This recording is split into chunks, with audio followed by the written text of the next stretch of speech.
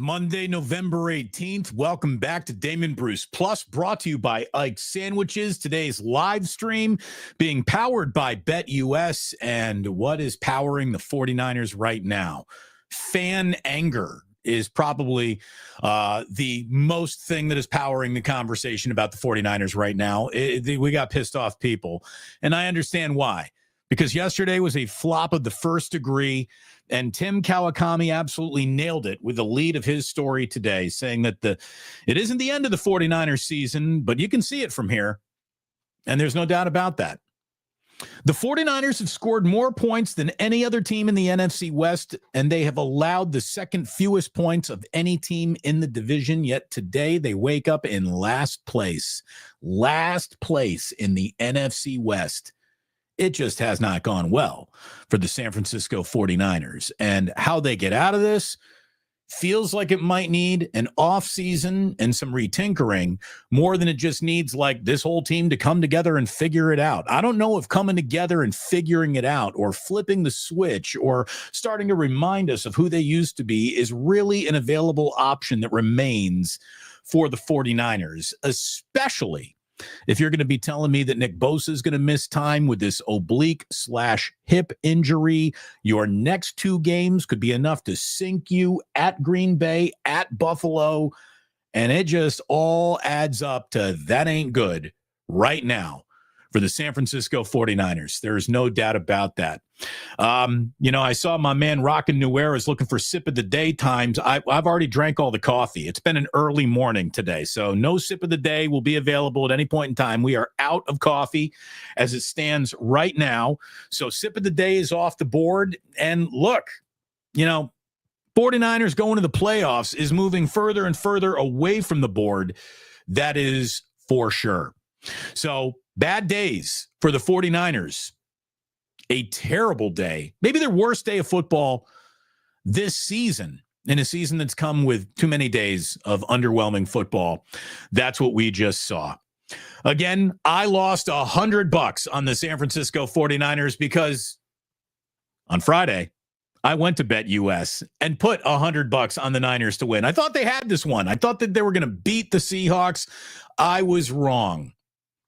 I want you to use YouTube 150 as your promo code when you sign up over at BetUS. A 150% sign-up bonus on your first deposit up to $2,000. Gambling wins might be able to buy you some happiness. Hopefully you can rent some. Or you can at least buy a sandwich from my man Ike, who's got a delicious sandwich waiting for you. Get yourself to Ike's. Get yourself the sandwich that you absolutely need in your life, and you will be happier for it. Make sure you sign up for the Love Rewards program. Start earning your way to more free sandwiches, chips and drinks, and prizes, including a trip to New Orleans to go to a very large football game that the 49ers are probably not appearing in, to be honest with you. But either way, get yourself a sandwich and get yourself signed up over at Ike's. And again, our friends at the Dubliner, it's got a great bar just waiting for you. Niner fans need a great bar. Well, the Dubliner West Portal is one of those. You can drink your cares away at the Dubliner and West Portal. Tell Kenny you need a shot. And I understand why all 49er fans could use a shot right now. Things just ain't going the way it should. Nah. It's S-H-E-T. I don't know what we're talking about over here. Either way, I'm out of coffee. I am out of coffee right now. Damon, how embarrassing when Gino pulls a night-night. He did, man. Super Vega 211, he pulled the frickin' night-night out on the 49ers. That's not good for business. That's definitely not good for business. The night. There's just a slow football team. That's what we're looking at. We're looking at a slow football team. And I don't know what level of coaching is going to allow a slow team to speed up other than why don't you get maybe the fastest guy on your football team on the football field? And Isaac Guerendo, who had no snaps from scrimmage yesterday. I just don't get it. That's what drives me nuts about Kyle Shanahan this morning more than anything else, that Guerendo and Mason are forgotten soldiers because Christian McCaffrey's back in the room. By the way, Christian McCaffrey getting back into the room has rendered the Niners quite predictable. Yesterday, Kyle Shanahan, on Tecmo Bowl, you at least got 4 plays. Kyle Shanahan is basically stuck in 3 plays right now. Christian McCaffrey, give him the ball. Juwan Jennings, throw him the ball. Brock Purdy, tuck ball and run. That's really all the 49ers did yesterday. Throw the ball to Jennings, overuse Christian McCaffrey, and ask Brock Purdy to run for his life on 3rd and manageable. And honestly, running for his life on 3rd and manageable gave the 49ers some pretty good results. But what they couldn't do was just run out the clock with a lead. A 4-minute offense shouldn't be this hard to imagine concept actually happening for the 49ers. But yesterday it was. So a very, very frustrating afternoon. And man, people were pissed. We had fun during the watch party. Kinda. A lot of people said it was therapeutic for them. Thank you. Hit like and subscribe, my good friends. It's great to have you here. But I don't know if the 49ers can honestly say that they are contenders at this point in time. As a matter of fact, for them to really be thought of contenders, there's really nothing left to do but run the table in front of them. This doesn't look like a team that's about to win 7 in a row, okay? It just doesn't look like a football team that is going to be able to put 3 wins together in their final 7 games, like stringing them all together in a row. The Niners have just lacked a consistency, which has been the hallmark of the Shanahan regime. And maybe this is what happens when an entire league studies you. Not that Shanahan was ever really able to operate under the radar. But you talk to anybody in the NFL, they will tell you that Kyle Shanahan is being studied in 31 other NFL cities at all times, certainly to pick up his running game, the blocking in his running game. This is the envy of a lot of football teams. And so Shanahan has been studied to death. And I think in that studying, tendencies have been identified, and Shanahan has not exactly evolved. Now, whether he can or can't evolve with his team as it's currently built is a whole other topic. Kyle Juszczyk ain't doing shit, but he's still out there not doing shit. And I don't get why. Like, why don't you go to a 5 wide receiver set? Why don't you do something that is we don't see Kyle Shanahan ever do that, to just throw teams off the scent. Again, as they were looking yesterday to just kill 4 minutes of a football game to get out with a win. Why don't you do something that no one's expecting? I can tell you that no one was expecting an Eric Sauerbert tight end screen. No one was expecting it. Which means had they run it, it probably would have popped. Do something other than become predictable. And unfortunately, the Niners, as they're turning into a slow football team, have become predictable. So I don't know what to tell you. Las Vegas still thinks that the 49ers are a little bit viable. I couldn't believe this. They're still 14-1 to win the Super Bowl, which is the 6th best odds of any team in the NFL. I wouldn't bet a nickel on the 49ers to win the Super Bowl this morning, but Vegas still thinks people will. Lions are your favorite at 4-1. Chiefs are 9-2. Bills are 13-2. Ravens are 15-2. Eagles are 8-1. 49ers are 14-1 to win the Super Bowl. Look, blowing late leads has now come to define Kyle Shanahan as much as any positive attribute that we want to attach to him. And this is the thing. There are still so many positive attributes to attach to Kyle Shanahan. But blowing late leads, it ain't good. And it's happening over and over and over again. And, it's officially not just, you run into the greatest team of the decade in the Super Bowl, and that's why you're losing. No. This is happening against the Cardinals and the Rams and the Seahawks.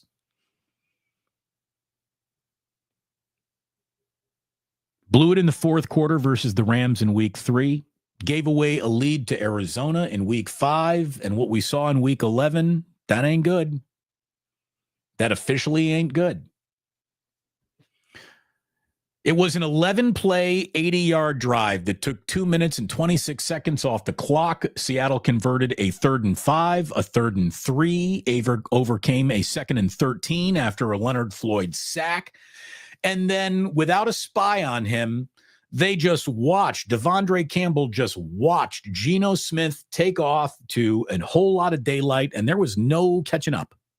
None. And Geno Smith is hitting the 49ers with the night-night.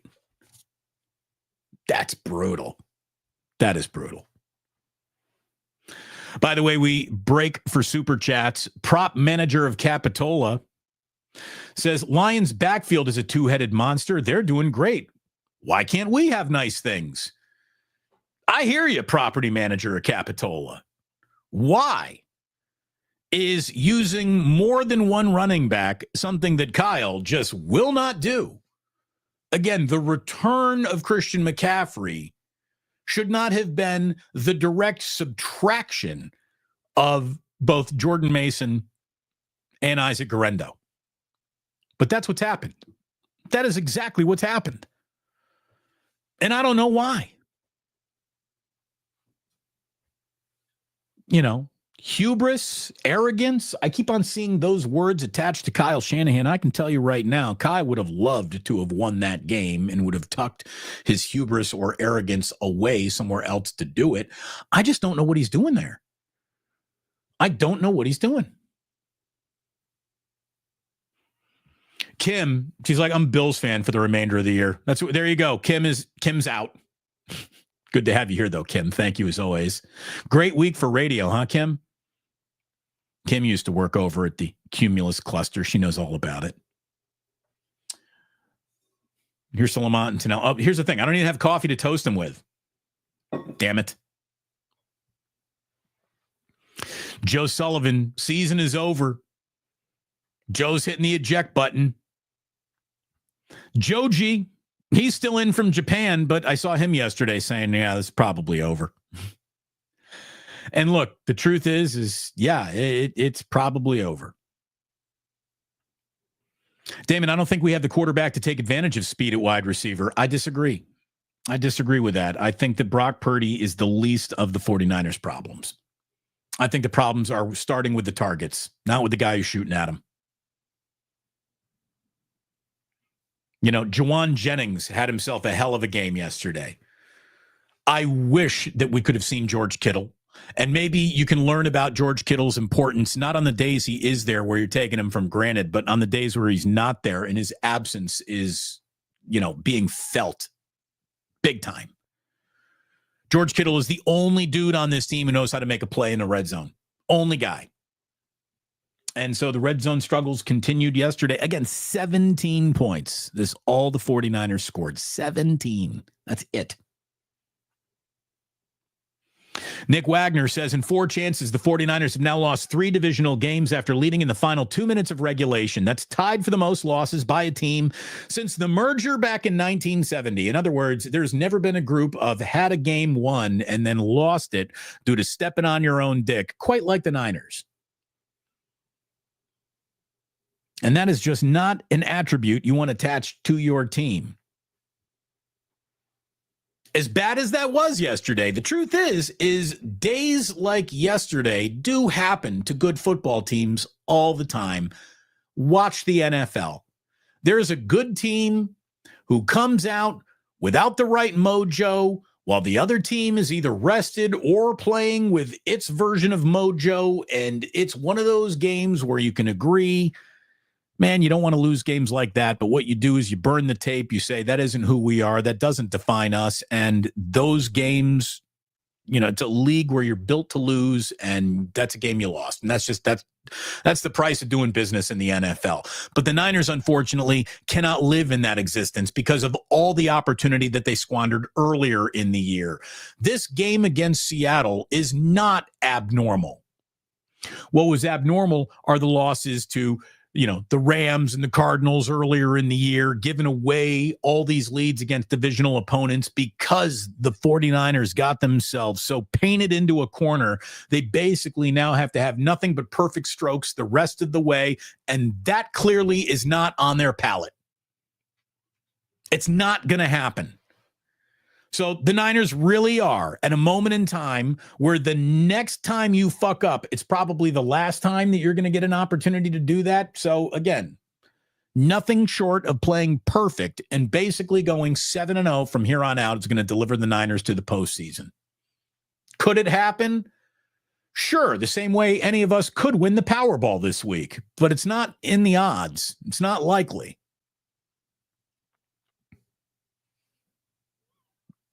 Again, you get flopped games all the time, which means when that game comes up to visit you, you better have stacked enough wins in the loss column to get over it. The Niners haven't.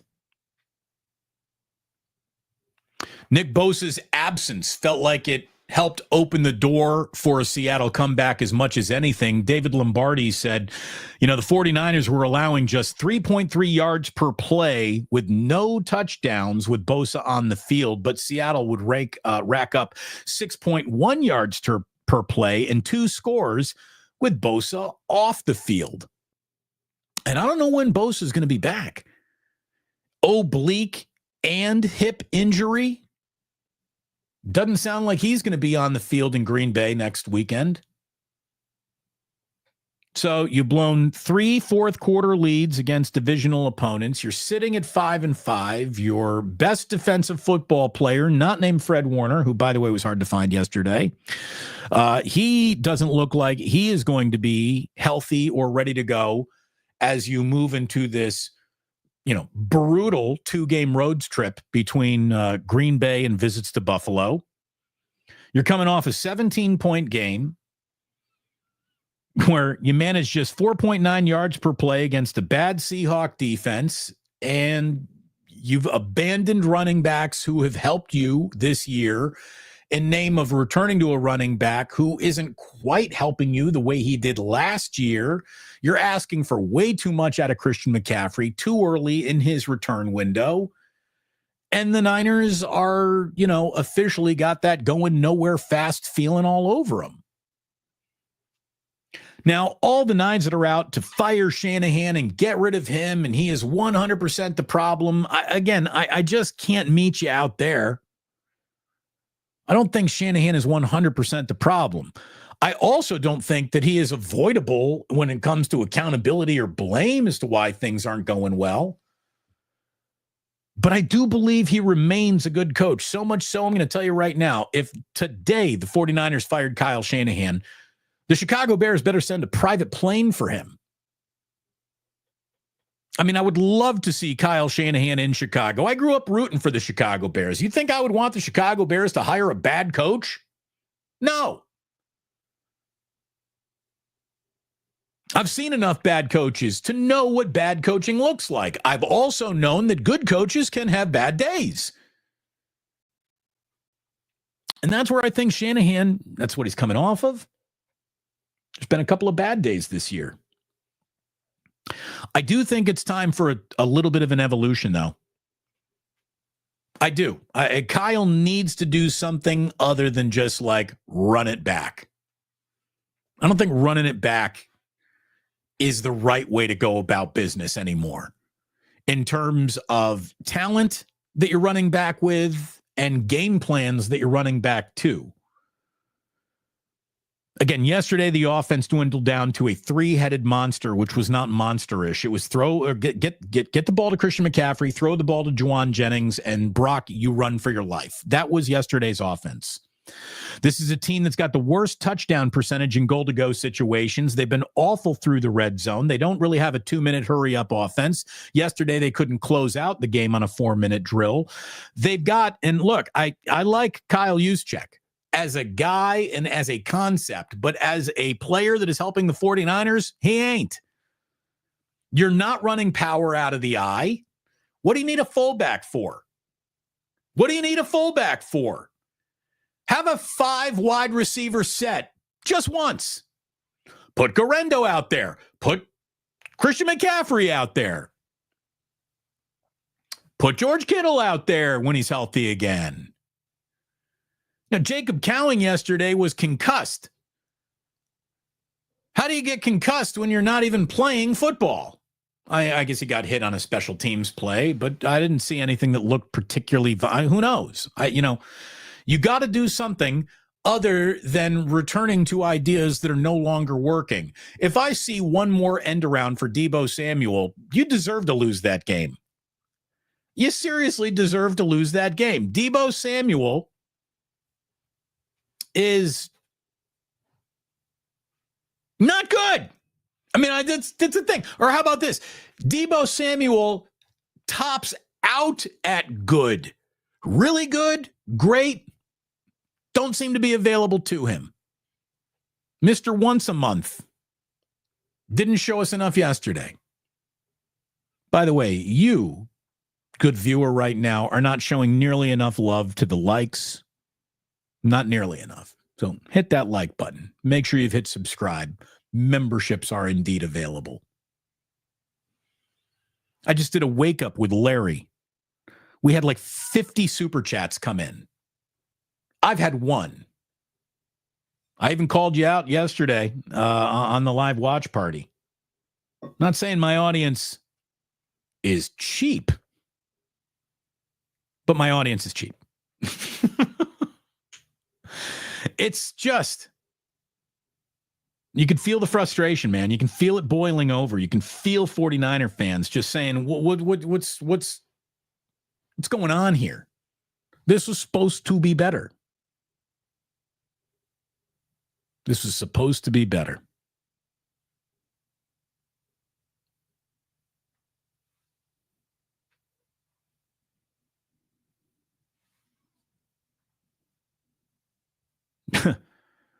We've got people already looking to change the subject. Damon, what do you think KNBR moving studios from San Francisco to San Jose? I think it is an indictment of a lot of things. Okay? I mean, I don't know what to tell you. I saw that Mike Silver's kid and Greg Papa's kid are the new hosts. I'm not sure either guy has ever hosted a radio show. And, you know, I'm always happy to see a young person broadcaster get their opportunities, but opportunities need to be earned. The opportunities really aren't being earned as much as they're just being given out because we can't afford to pay real adults to do the job anymore. It's a sad state of San Francisco's sports radio legacies. It really is. It's just awful. By the way, 650 coming in very generously. Thank you very much. Putting $50 in the ganja jar. Thank you very much. Love you, DB. Love you too. Again, I'm just saying, you know, when I'm watching what I think is a normal flow of super chats in a normal show, we have a less than normal amount over here. Now, I do look at it this way. If you're a member, you're spoken for. You're good with me. You don't need to give anything. If you're a member, you've paid in advance.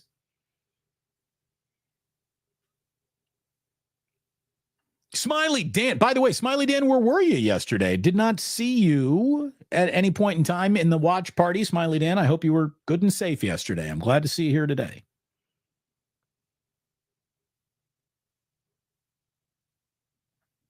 Tiger Tank saying KNBR moving their studios to San Jose is an SF Giants directive. I'll just say this. I don't know if they are going to be the affiliate of the San Francisco Giants after this year.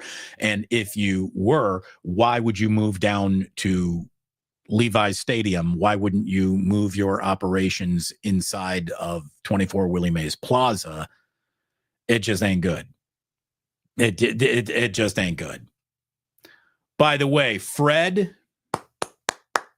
has become a YouTube member. Thank you very much, Fred. It's wonderful to have you on board. Great to see you. Smiley Dan says, I was waiting for my Netflix to stop buffering. Has the fight started yet? No, the fight would never start. Old Dirty Hungus, happy to see you live for once with the Plus fam. Old Dirty Hungus, it's great to have you here. And again, Fred has been a member for 10 months. So thank you very much, Old Dirty Hungus. I don't know why I called you Fred right there. Mike Antics coming in as a member. Thank you very, very much, Mike. Appreciate that deeply, greatly. And hey, I understand it's tough out there on these streets. Every now and then I got to be a dick and just kick you in the ass a little bit. That's what I got to do. Kyle Shanahan needs to evolve, needs to change something. He needs to do something different, something unexpected, because I just feel that the NFL is either all over his tendencies or is all over the fact that he doesn't have the players to make all of his tendencies pop quite like they used to. So it's time to do something different.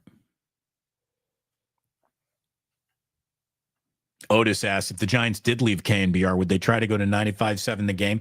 I think KNBR is paying like $8 million a year for the Giants broadcasting rights. And I will tell you that no radio company, I think, has $8 million a year to offer the Giants in the Bay Area. I don't know how the Giants can seriously expect to just do business as usual at that price point with any radio station. So I don't know, man. I don't know. Again, I got a tiny, sad little sip at the very bottom. I'm going for it.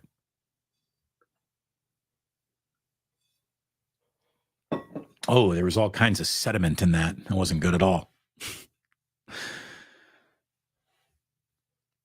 True Blue saying Giants cast? Yeah, I mean, I don't know how they're going to get through that. I don't. Again, I don't know how the 49ers offense is going to start popping like it used to if you're just a slow football team. And I saw this from Dave Lombardi just proving it out, saying, you know, this is no longer a small sample size. We have an ample sample size through 11 weeks of football now. The average yards of separation at time of catch, here are the 5 worst in all of football: Carolina, Tennessee, the New York Giants, Dallas Cowboys, and the 49ers. The Dallas Cowboys and 49ers are both looking at 3 yards of separation, which are the 2 worst in all of football. The other teams, the Panthers, the Titans, the Giants, and the Cowboys, all those teams combined for a 10-29 record. If you think about it, it's kind of a miracle that the 49ers are 5-5 with all of their special teams mistakes and their lackluster play on defense as well. Maybe 5-5 is, right about right. Maybe 5-5 is the reality.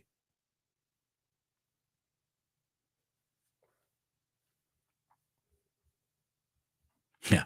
Old Dirty Hungus. Chewy coffee. It is. It's a little chewy coffee. It's not very good. You got Christian McCaffrey just being asked to be a one-man gang when you've got other dudes to put in the gang. Like, I don't get it. I really don't get it. Christian McCaffrey, 19 carries for 79 yards, along with 4 catches for 27 yards. He's on, over 100 yards from the line of scrimmage. Again, that's what McCaffrey does. McCaffrey falls out of bed and gets you 100 yards from scrimmage. Can we get Jordan Mason out of bed for more than 2 carries? Why does Isaac Guerrero even get out of bed if he's only going to have 0 carries? 1 carry for Deebo Samuel for -1 yard. How is Deebo Samuel carrying the ball more than Isaac Guerrero? Because you're still trying to figure out what Isaac Guerrero is. We know what Deebo is now as a ball carrier. He's washed. It's over. Deebo Samuel surprising the NFL with a big play out of the backfield might never happen again. The entire world is not only looking for it, when they see it, no one's impressed. No one. Deebo Samuel with the ball scares no team in football anymore. Maybe Deebo's got to lock in. Maybe Tabor Pepper's got to walk over to Deebo after a end around from -1 yards and just be like, hey, can you lock into 0 yards? Can you at least get back to the line of scrimmage? That'd be great.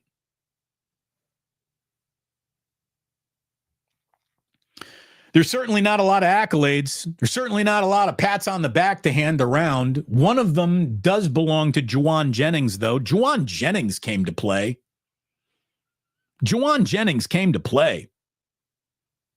10 catches, 91 yards, and a touchdown. It's his second career game with 10 or more catches. He's got 2 games with 10 or more catches now this year, which makes him just one of 6 wide receivers to register multiple games with 10 or more catches in the league. And the rest of the guys are pretty much elite, except for Jackson Smith-Njigba, who was great yesterday. But, we're talking about Malik Neighbors, Jamar Chase, Cooper Kupp, Equanimeous St. Brown, or Amon-Ra St. Brown, excuse me. And those are some of the best receivers in all of football. Why did it take so many guys going out with injuries for the 49ers to discover, hey, with Juwan Jennings, we really got something? Evaluating their own players, their own talent. It's a little weird. It's a little weird. So I'll tell you, if you want to know how important your football team is, you get up on a Monday and you turn on a national show. And how close to the top of that show does your team exist? How quickly are they getting to your team? Right now, there is very little noise about the 49ers. It's like they're a forgotten football team among national shows and people who are talking about contenders and teams that are going somewhere. The 49ers, not a lot of noise being made around them, and rightfully so. They're a little bit forgotten this Monday morning in the headlines and in the write-ups. I'll tell you where there is noise, though. Noise is beginning to grow around Trent Balke. It feels like a whole bunch of a whole bunch of writers are looking at the Jacksonville Jaguars just going, yeah, not impressed anymore. This is officially unimpressive. So what we got with Trent Balke is a guy who is 30-64 over his last 6 seasons as a general manager. How many more chances and bites at the apple is that guy going to get? Uh-oh! They're on to me. They're on. I'm a football guy who's not winning football games. So it feels like the Doug Peterson, Trent Balke era has got a big drumbeat asking for it to end in Jacksonville. And given the way that Detroit came out and just skinned them alive, it's probably going to happen. I don't think we're going to see Daniel Jones ever again with the New York Giants. He has been benched for Tommy Cutlets. Oh, we get to do Tommy Cutlets again? Well, cue up members of old Sopranos episodes to be used to promote Tommy Cutlets. Did you know that he's Italian? Yeah. Tommy Cutlets. Let's do it again. By the way, the Jets are 1-5 since firing Robert Saleh and trading for Devontae Adams. So that hasn't exactly worked out. Which is why I would tell the entire crowd who is just, fire Shanahan without a single suggestion of who to hire instead of him. What are you doing? Tiger Tank says, I bet you Eric Armstead regrets going to Jacksonville. Yeah, I think everyone in Jacksonville regrets going to Jacksonville eventually. But that was, Eric Armstead, I wonder how many other suitors he really had, what his options really were. I haven't heard Eric Armstead's name once this football season, but for that comment in the chat right there. Eric Armstead's still in the league? I didn't even know that. So not a lot of noise about the Niners. Rightfully so. They have played themselves into the portion of the year. And we'll see if they're even able to get up off the deck and make any noise. Again, they go to Green Bay, they lose. It's pretty much it right there. They go to, Buffalo. and lose. That's definitely it right there. And it just ain't good to be the 49ers this morning. It's not good. Like Tim Kawakami wrote, again, the season technically isn't over, but I can pretty much see how it ends from here.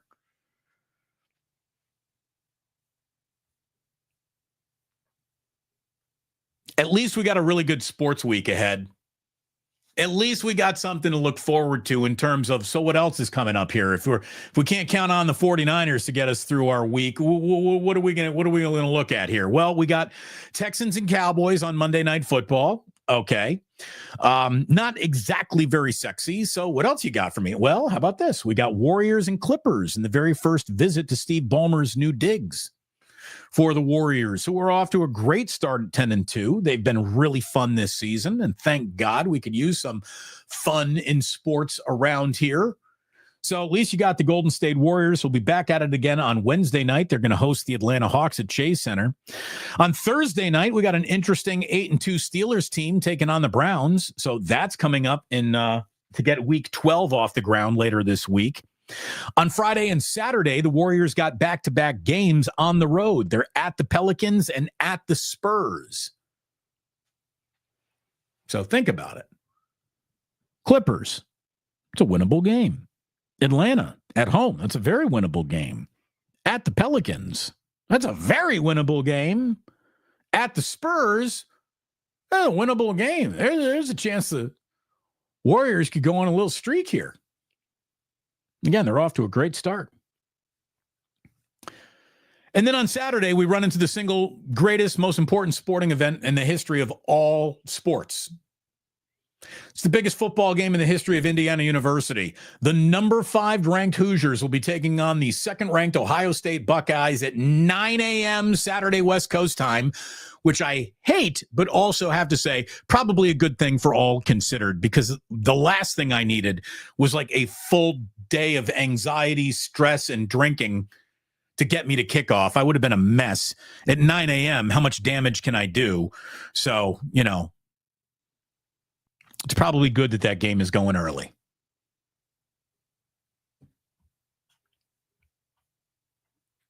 Steve says, Fox, awful scheduling planning with the game of the week at 9 a.m. Dude, these big noon kickoffs suck. These big noon kickoffs suck. Not anybody in the stadium wants to be sitting down for a kickoff at noon. You basically nuked a day of tailgating with a noon kickoff. It sucks. JJ Rader, IU watch party maybe? No, I can't do that. That's Daddy needs that one for himself. I cannot go through that game publicly. Thanks for asking, though. Can't do it. That's Daddy needs that one by himself.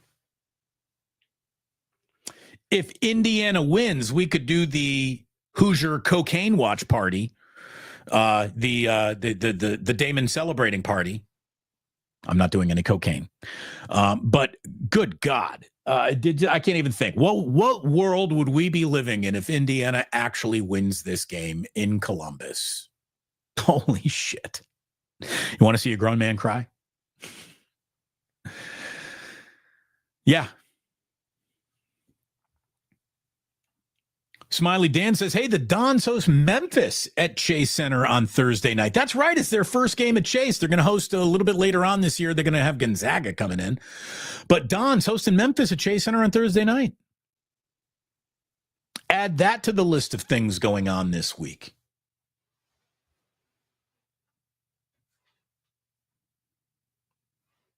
I'll tell you, the reason why I called it Damon Bruce Plus is because I didn't want to get locked into being just a 49ers content creator.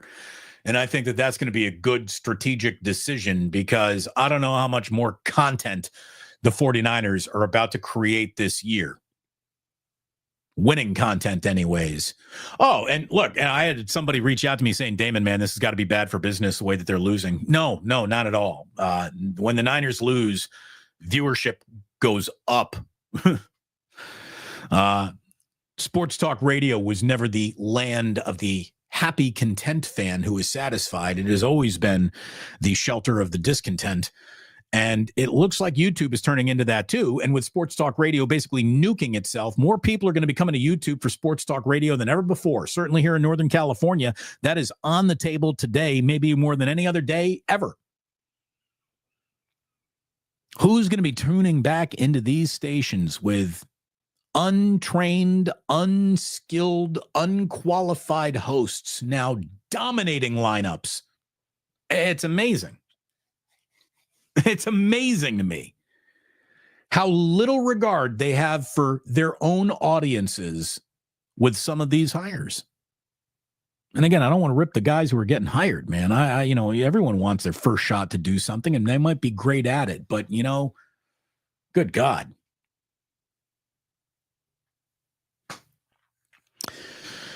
So, look,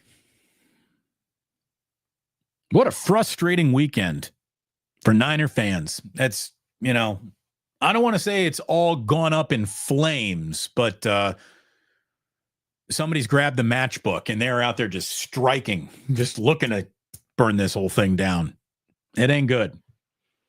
It ain't good. Are you ready for a little history lesson to get your mind on something else? Let's do that. Let's get you the history lesson that you so desperately want, so desperately need, so desperately know will end each and every show. By the way, Ricardo coming in with a late super chat. Great show this morning, Damon and Larry. Always try to watch. Brock should go rogue on Kyle with audibles. Just F it. I have my funeral suit at the cleaners.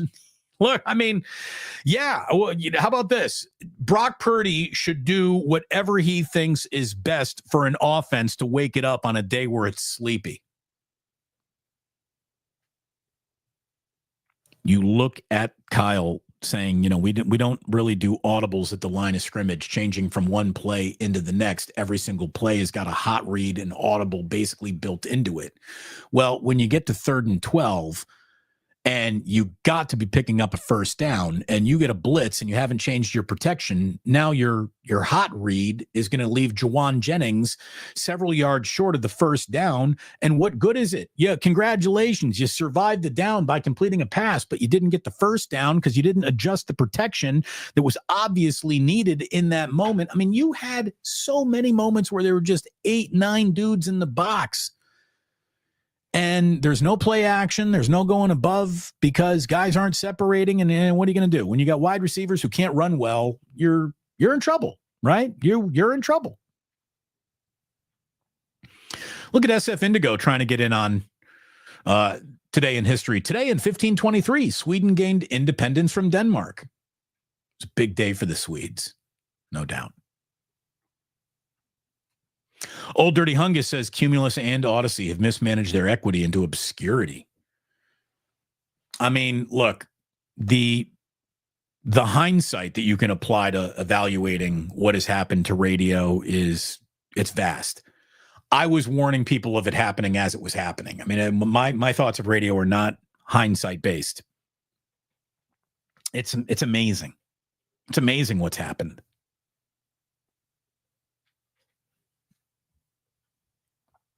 5'10" Steve.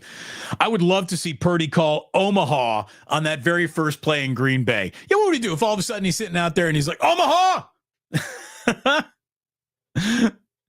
That'd be great. Just to screw with Kyle. All right, here we go. Today in history. No real notable birthdays today, so we'll go back all the way to 1928, where I guess we're saying happy birthday to Mickey Mouse. Today in 1928, Walt Disney released Steamboat Willie, which was the very first animated film to feature Mickey Mouse and sound. A whistling Steamboat Willie blew people away. It was a huge success, and it helped turn Mickey Mouse into an iconic character, and I believe you have heard of Disney once or twice since that moment. So to say that it worked out well for Walt would be a huge understatement. So there you go. There you go, Otis Bird. Shout out Disneyland, Disney World. Yeah, shout him out. In 1963, The push button telephone was released today.